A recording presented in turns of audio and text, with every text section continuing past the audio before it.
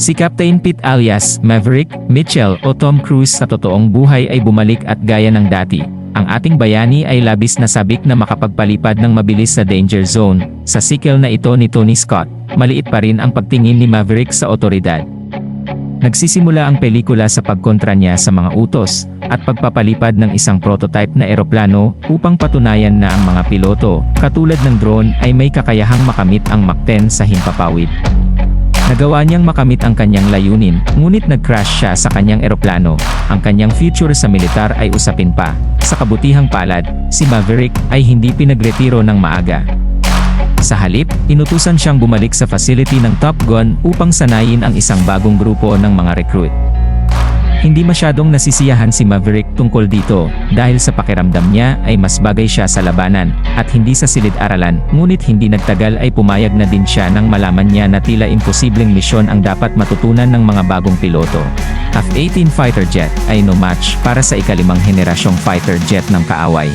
Napagtanto ni Maverick na ang misyon ay kailangang makumpleto ng wala pang 2 minuto, 30 segundo kung gusto nilang maging matagumpay, dahil malamang na mahulog sila sa radar ng kalaban at sila ay maubos. Parang mission impossible ito, ang misyon ni Maverick ay naging mas mahirap kung hindi nila magampanan ng mahusay ang pagsasanay sa panahon ng programa. Gayunpaman, hindi madaling sumuko si Maverick. Ipinakita niya sa grupo na ang misyon ay maaaring gawin.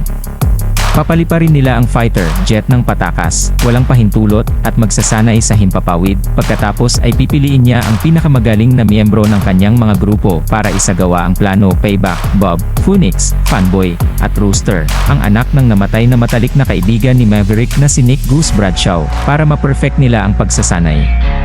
Hinati ni Maverick ang kanyang grupo sa 2, Dagger 1 at 2. Dahil ang kanilang itinalagang target ay kailangang tamaan ng 2 beses kung ito ay masisira. Ang Dagger 1 ay binubuo ng Phoenix at Bob, habang ang Dagger 2 ay binubuo ni Maverick, Payback, Fanboy, at Rooster, na napiling maging wingman ni Maverick. Ang mga piloto ay lumipad sa himpapawid, at kalaunan ay pumasok sa teritoryo ng kaaway.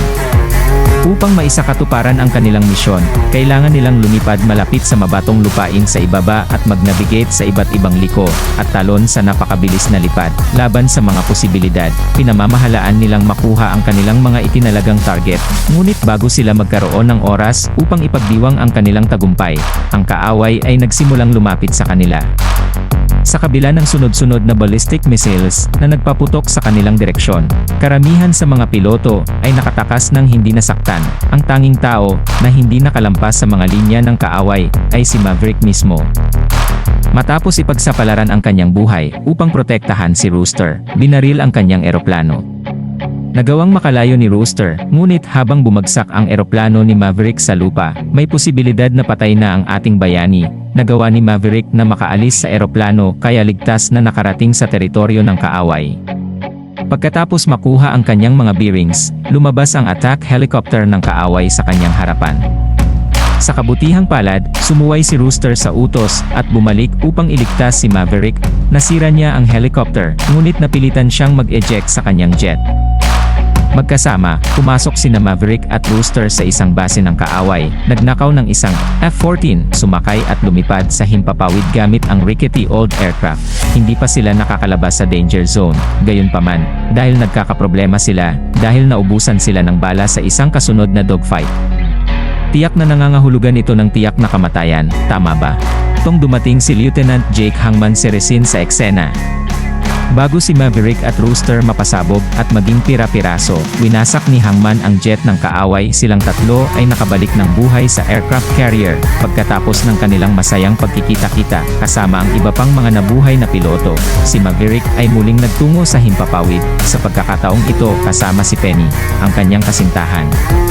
Malamang na hindi ito ang una niyang ideya para sa isang romantikong date, ngunit mas gusto ni Maverick ang mag-date sa ere kaysa sa restaurant.